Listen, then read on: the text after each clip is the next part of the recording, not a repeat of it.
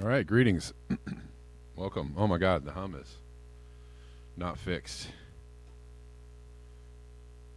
I don't know what's going on. I organized all my cords and tried to get everything out of the way of each other. And still, all right, we can do that. Obviously, that has nothing to do with it. But how are y'all doing? Greetings, greetings. Got a few people. I posted the show kind of late, so apologies for that. Maybe some of y'all thought I wasn't going to show up. You thought wrong.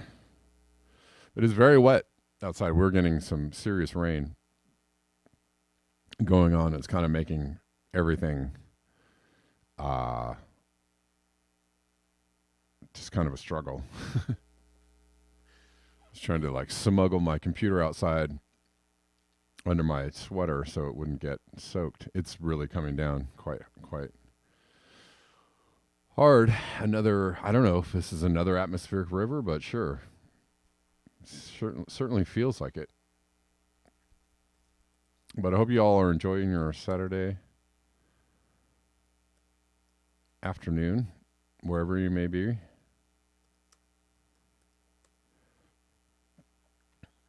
Surely it is not morning where you are.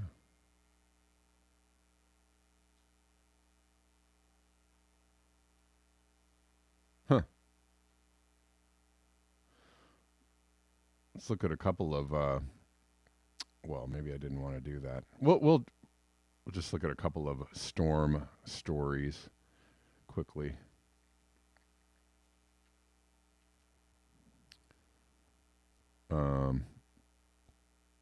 This from ABC News. What the heck? I'm pressing the wrong buttons, people.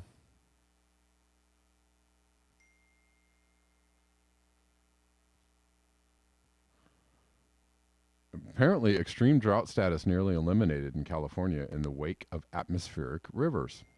There's that word again. No chickens yet, Gene. Not yet. That would be kind of funny though if I was like talking about chickens and then like the very next day, guess what? Chickens. It could happen, right? It's not out of the realm of possibility. I do get inspired like that, but I got to lay the groundwork for the chickens. But I guess that's good news, right? Extreme drought is the second highest level of drought. Second highest level. Nearly eliminated in California. Excellent. So here's the drought improvement for over the last 3 weeks. Nice. I'll take it, you know what I mean? John D says atmospheric rivers eliminate drought and topsoil, not good. Yeah, that's the thing is yeah. That's the thing is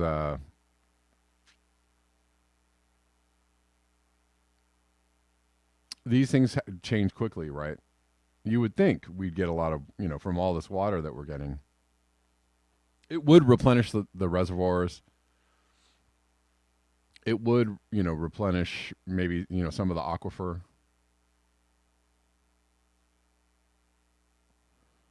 Or the aquifers, excuse me.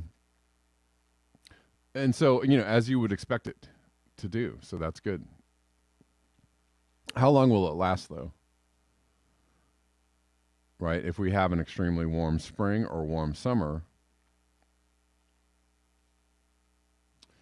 parts of California have received more than 3 feet of rain since Christmas, while the Sierra Nevada mountains have had a record snowiest start to the season, already surpassing seasonal averages. That's good. Well, this buys us a little time, right? At least the Californians.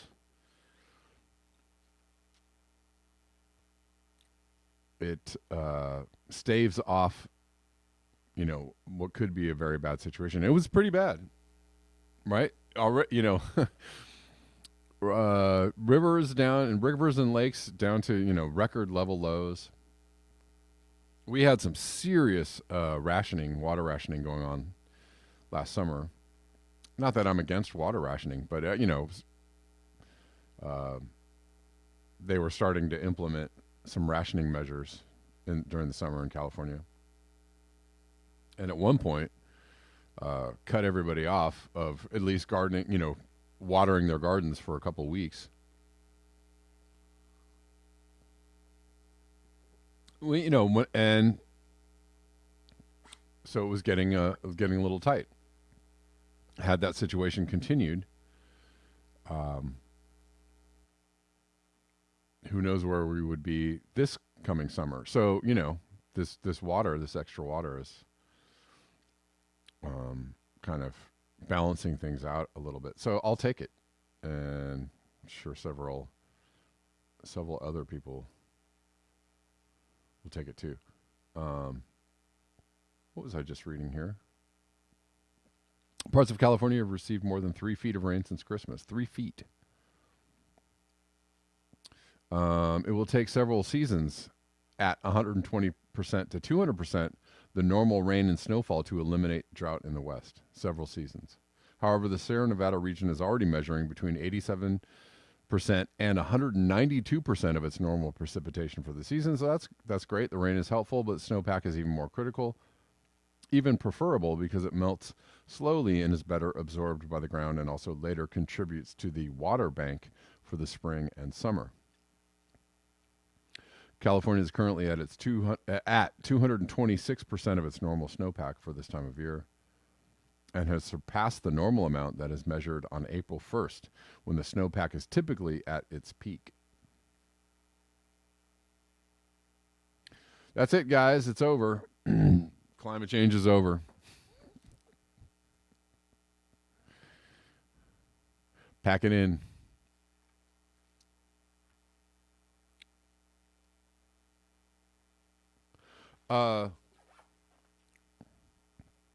It's good news.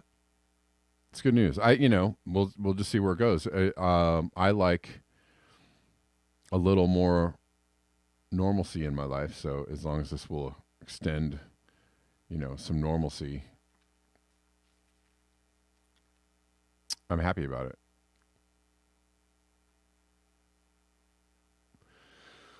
it. But, this doesn't mean, so, we're getting a lot of water, which is great. But other places, like Europe and the East Coast are quite warm, right? There's no snow in Maine. There's no snow in the Alps. And, so we're getting lots of water. Hooray. Other places are really struggling with the whole climate change thing. So not fixed yet. It's not over yet, guys, okay? All the people that are like, well, we got lots of rain and snow. It's winter here. Yeah, for now. Lake Mead is at 28% capacity after hitting record lows last summer. 28%. So that's pretty low.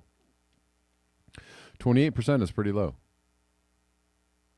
It says Lake Oroville and Folsom Lake are currently at 46% and 42% capacity, respectively, compared to average storage capacities of 85% and 100% for this time of year.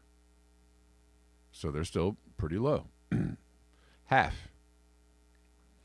The inundation so far is not helping the Colorado River Basin as much, the region that needs the most help, including Lake Mead and Lake Powell, because they are in the heart of a 22-year mega drought. So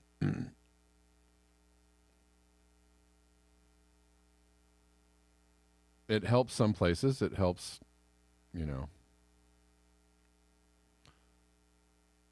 it's clear, it's helpful that we're getting this rain, and I'm happy for it. It's not, the drought is over. Everybody dance in the streets.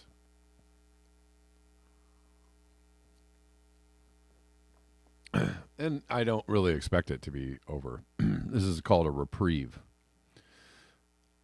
What's known as a reprieve. Let's look at this other story. Rising California River could cut off some homes as storms resume. Or resume. I know it's resume.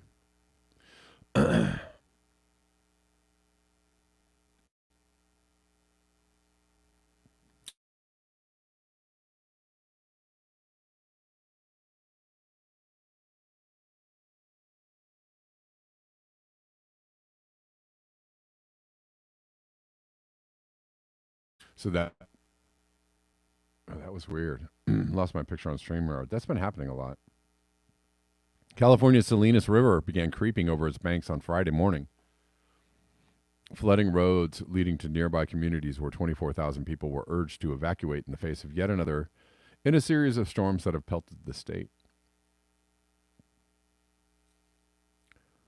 Farmers worked feverishly to erect berms to protect their fields in the part of Monterey County just off California's central coast, while residents lay sandbags or sought to leave before rising water cut access to their homes. Friday storms were the latest in a series of so-called atmospheric rivers that have deluged California since late December. The storms have killed at least 19 people, flooded inland areas, and generated 3-story high waves along the coast. So it is creating some problems, right? It might give us a little reprieve as far as the drought goes, but it's creating some other problems. And this is called weather whiplash or extreme weather. What are we seeing? I don't know. We cover this every single day. What are we seeing with climate change? Floods, drought, fires. Sure, there are heat waves, right? Floods, drought, fires, heat waves, floods, drought, fire, heat waves. Over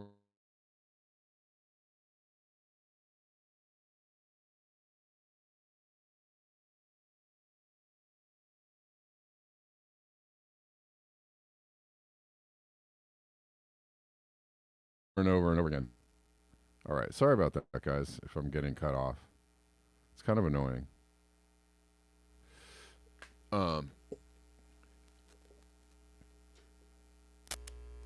But that is the hallmark of climate change. Extreme weather is the hallmark of climate change.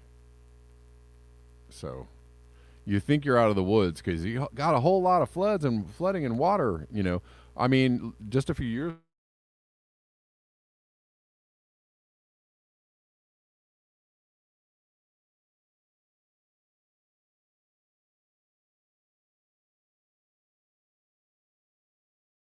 ago, just a few years ago in the Midwest, there was a lot of flooding. There was extreme flooding for several years in a row.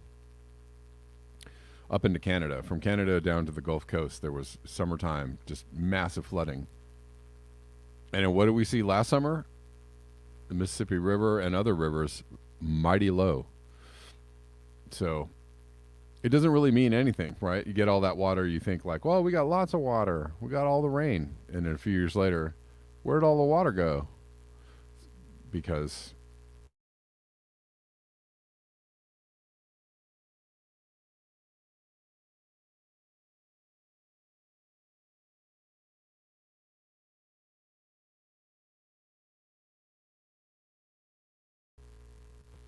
I don't know if it's because of the rain that my internet keeps getting a little wonky. Sorry about that, guys.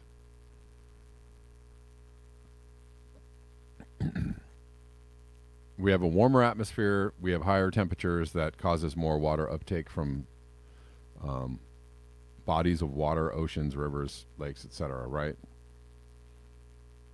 We have more evaporation. The water goes up in the air, creates these huge storms, right?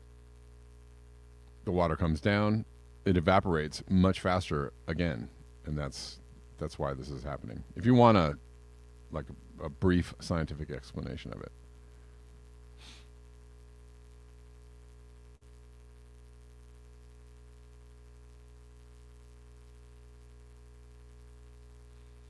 Bella Lagrisi says, if instead of building levees higher, we widened river channels in the southwest, it would allow rain to flow in the river channel, recharge the aquifers, and prevent flooding, but not in my backyard.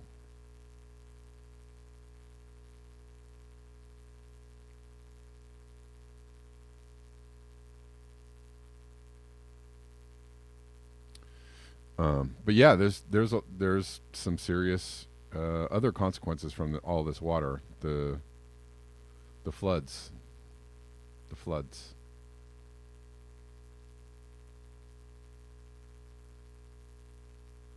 All right, we're gonna move on to some other stories. Is the sound okay for you guys? I don't know. I feel like the sound is not so great.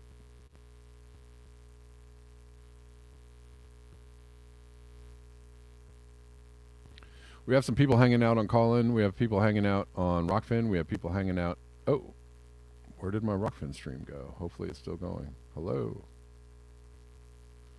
Yeah, this is. I don't know if it's the rain that is screwing with my stream. Not sure. There's a slight hum. Yes, that's what I'm hearing too. Okay, we're still live on Rockfin. That's good. That's good.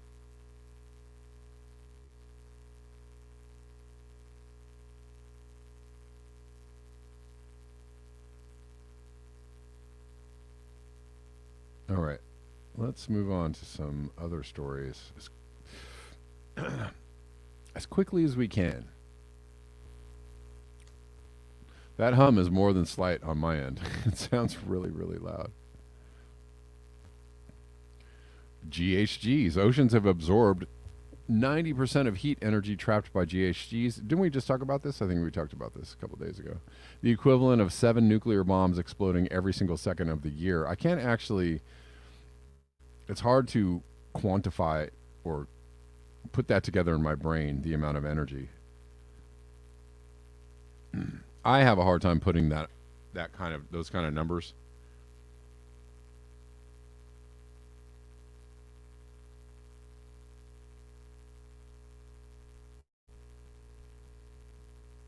Let me see. Towering Dwarf on Callin says, thinking climate change isn't bad because we got atmospheric rivers and snowstorms in Texas is like thinking someone bipolar isn't bad because they are overwhelmingly happy at the moment. Right. Exactly. Good point. Yeah, that's exactly right. You know, or what is that? What's the meme with the Titanic sinking, right? And the one half of the Titanic is in the water going down, and the other half is like way high in the air, and they're like, "Look how high we are! This is awesome!" Right? And that's kind of how, you know, humanity reacts to certain things, or reacts to the idea of climate change quite often. Things have never been better. You know, it's never been better than ever. I completely. It's better than ever. Things have never been better. I think I was trying to say two things at once. You know what I mean.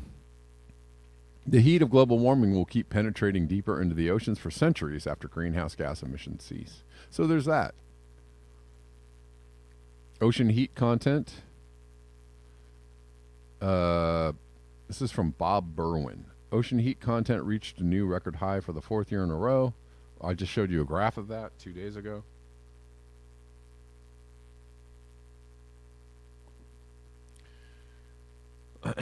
Scientists said Wednesday as they released their annual measurements of ocean heat accumulating down to a depth of more than a mile. The findings published in the journal Advances in Atmospheric Science shows that just in the past year, the planet's seas absorbed about 10 zettajoules of heat, equivalent to 100 times the world's total annual electricity production. The scientists found that the warmth keeps working its way deeper into the ocean as greenhouse gases have trapped so much heat that the ocean's deeper waters will continue to warm for centuries after humans stop using fossil fuels.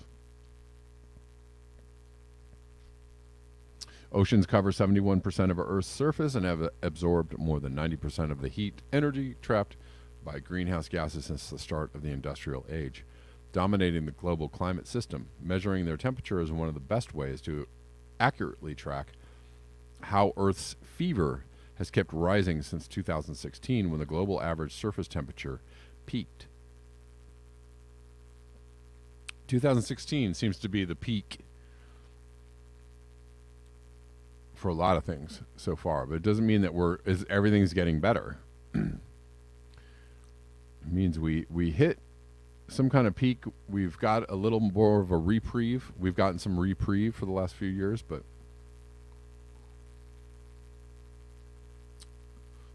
when will we get back up to that peak again? How quickly? You know, just like any graph. Graphs go up and down. You hit a peak, you go back down for a little while, then you go back up, and then you hit a higher peak.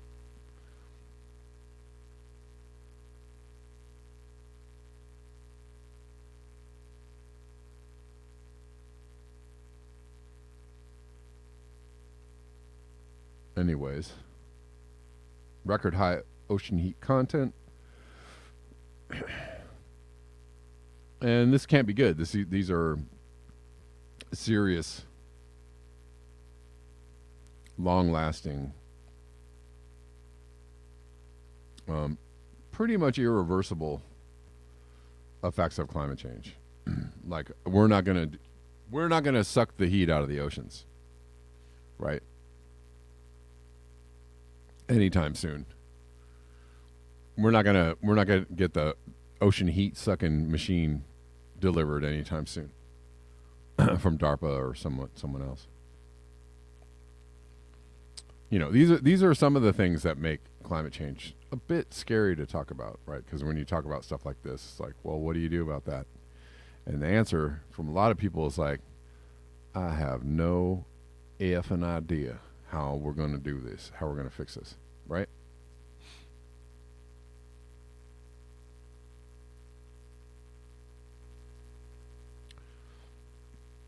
Anyways, extremes are intensifying. I just talked about that. Average global warming continues and is manifested in record ocean heat. The intensification is linked with recent climate extremes. It's time to focus on that aspect. It brings out the fact that it's the interaction between the warming ocean and the overlying atmosphere that is producing these prodigious rainfalls that have occurred in so many places around the world. Right? Right. Okay. You guys understand how this works. Yeah, but the warming atmosphere and the warming oceans contribute to all the evaporation. I left that part out when I was speaking earlier, but it's not just the higher temperatures in the air, it's the higher temperatures in the oceans themselves contributing to all the evaporation going on. That evaporation leads to these crazy storms and also the crazy amount of energy in the atmosphere, right? Tornadoes. All the tornado warnings that we're getting all the time. And I believe also like lightning strikes are up.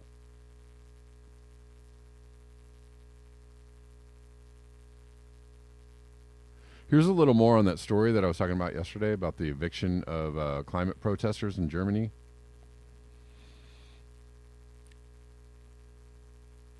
From Viral V8, claim that that coal is needed for energy security has been firmly rejected in a statement by over 500 scientists, including leading energy and climate experts.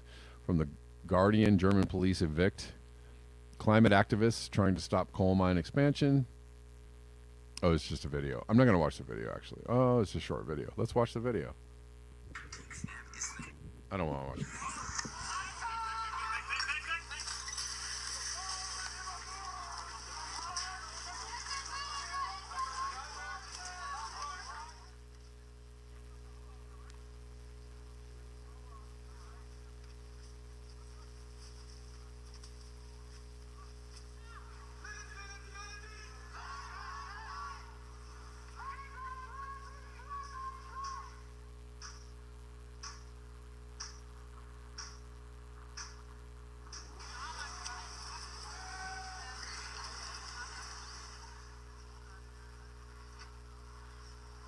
Sorry, for those listening on call-in, it's there's a lot of reading involved in this video. So, just to briefly explain, these people in Germany have taken over this town that was going to be demolished. An entire town was going to be demolished for the expansion of a coal mine. They took over the town and basically squatted there, trying to stop this coal mine expansion. Is this what they mean by climate lockdowns? Watch out, guys. Climate lockdowns are coming. We're going to destroy your town so we can build more a coal plant or a coal mining, right? I don't know. Is that what they mean by that? I don't think so.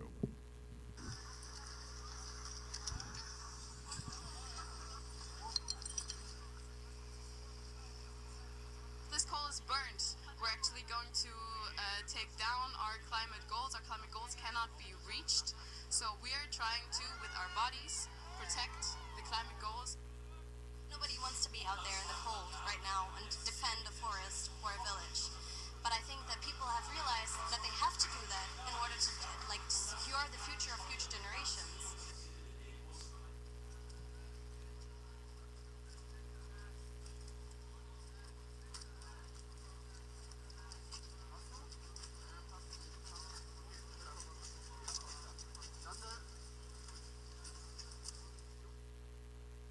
Well, that was that.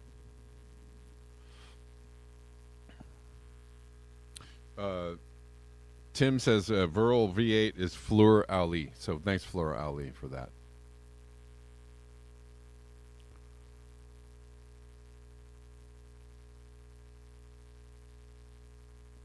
John D says we don't need geothermal energy when we have so much energy in our rivers. From one study, extracting 0.5 C of heat from the River Clyde would heat all of Glasgow, Scotland, population 600,000 and not a big river. Places like New York could extract a lot of heat from the Hudson. Well,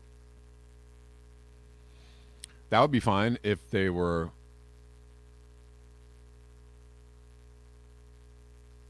If the Hudson, if New York wasn't going to be a flood zone, a permanent flood zone in a few years, right? If New York wasn't going to be just flooded out and there are other issues going on there other than just how they're getting heat. But I imagine that New York won't be very habitable very soon. But I guess they can extract heat from the river once they build the big old seawall. Billions of dollars later. I just don't see this as a proper investment of money. Maybe the developers who are going to be sponsoring the seawall construction, maybe one day they'll wake up and they'll go and they'll say, this is just a bad investment, so we're not going to do it. Sorry, guys. Or maybe the insurance companies will say, well, this is a dumb investment, so we're not going to insure this. And then there's that. I don't know, but maybe we will techno engineer our way out of this issue.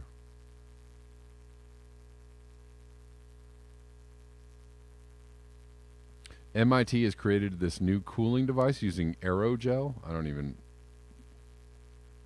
I'll have to look at that. I don't even know. Yes, obsolete optics. It is illegal to attempt to stop capitalism from destroying the planet. And that's real, right? Capitalism must march on.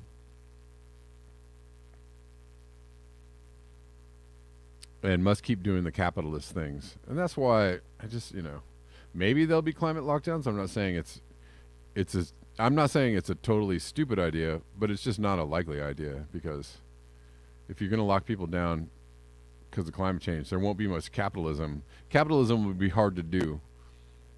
And if you do that, then how's that plan a workable plan? It just doesn't sound like a...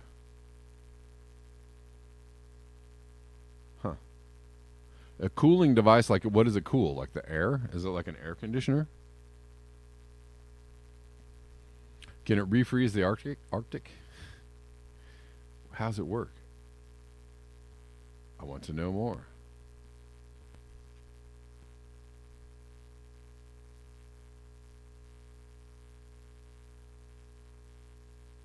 All right, guys, I'm going to do the last 20 minutes on Rockfin. So thank you, YouTubers, for hanging out with me. Sorry, I put the video up a little late, so I don't think everybody got the YouTube notification. But why would you need a YouTube notification if you know I'm here every day at 12? Maybe, if you didn't get the notification, maybe just come on over and see if I'm doing the show. But I don't know. Maybe it's just easier for people to get them. If they don't get the notification, they just think it's not happening. I don't know. I'm not sure. One of the best ways to support the show is buymeacoffee.com/Black Bear News, or Rockfin tips are also cool. YouTube tips also cool.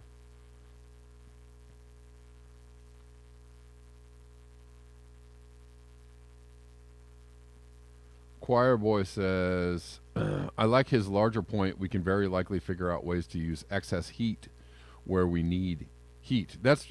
Sure. Maybe we do it. Maybe we do.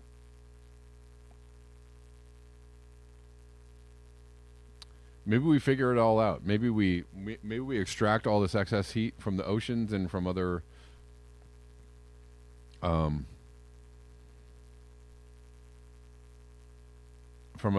whatever, wherever, right? We have all this excess heat. Maybe we could use that heat to turn the Titanic around. Who knows? Oh, right on. Obsolete Optics, thanks for the tip. I appreciate you.